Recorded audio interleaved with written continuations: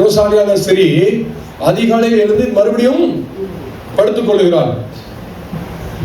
லேட்டாக எழும்புகிறாள், வேலைகளை சரியாக கவனிக்காமல் விட்டு விடுகிறாள். ஜாய்ஸ் பேர் பண்ணி பேசுறேன். லேட்டாக எழும்புகிறாள், சாணி போடுறதுக்கு 9 மணி ஆக்குகிறாள். பல்லு தேய்க்கிறது 11 மணிக்கு தேய்க்கிறாள். அவள் சமையல் பண்ணி பிள்ளைகளை ஸ்கூலுக்கு அனுப்பும் போதெல்லாம் பல்லு தேய்க்காத வாயோடு தான் சமையல் பண்ணி டேஸ்ட் பார்க்கிறாள். மத்தியான வேலை வந்தவுடன் அவள் மறுபடியும் படுக்கைக்கு செல்கிறாள். சாயங்காலம் 4 மணிக்கு பிள்ளைகள் வருகிறதுனால் எழுப்புகிறாள். அப்படி இருக்குல்ல? சாயங்காலம் 4 மணிக்கு பிள்ளைகள் வந்தவுடன் பிள்ளைகளுக்கு வேண்டியதை செய்து விடுத்து விட்டு டிவியை பார்க்க உட்கார்ந்து விடுகிறாள். சபைக்கு போகிறாள், ஆனால் டிவியையும் பார்க்கிறாள். டிவியில் சில நாடகங்களை பார்த்து கண்டுகளிக்கிறாள். அப்போ ஏதாவது பழைய சினிமா வந்தால் லேசா பார்க்கிறாள். இதையும் பார்த்து கொண்டு சாயங்காலம் 7 மணிக்கு ஜெபம் என்று வந்து உட்கார்ந்து விடுகிறாள்.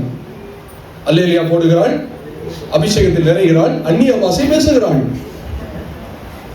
ஒரிஜினலா இருக்காப்பா? சூப்பரா இருக்காப்பா? பகல் நேரங்களிலே கணவன் சுத்தி விட்டு லேட்டா வரும்போது சாப்பாடு கேட்டால் போட்டு சாப்பிட்டு கொள் என்று சொல்லுகிறாள். நான் இவ்வளவு கடினமாய் வேலை பார்த்து வந்தேனே, எனக்கு சாப்பாடு போட்டு தரக்கூடாதா என்று கேட்கிறான்.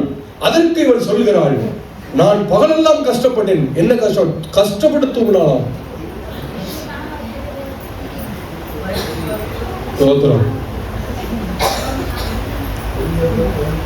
இரவு வந்தவுடன் கணவருக்கு வேண்டிய ஆகாரத்தை கொடுத்தேன் என்ற பெயரில் சும்மா ஒரு பாட்டில் தண்ணியை கொண்டு கொடுத்து விட்டு தூக்கத்துக்கு சென்று விடுகிறாள்.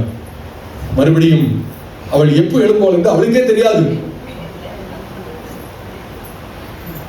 காலையில் கனவு எழுந்தவுடன் எப்பொழுது முழித்தாய் என்று கேட்டால் இடையில பலமுறை முழித்தேனே என்கிறாள். எப்பொழுதுதான் முழித்தாள்? ரெஸ்ட் ரூம் போறதுக்காக முழித்தேன் என்கிறாள். அதையும் கணக்கில் வைக்கிறாள். அதிகாலையில் எழுப்பி கணவன் கேட்டால் சொல்லுகிறாள், நான் இரவெல்லாம் சரியாய் தூங்கவில்லை, என்னை தொந்தரவு செய்யாதே என்கிறாள்.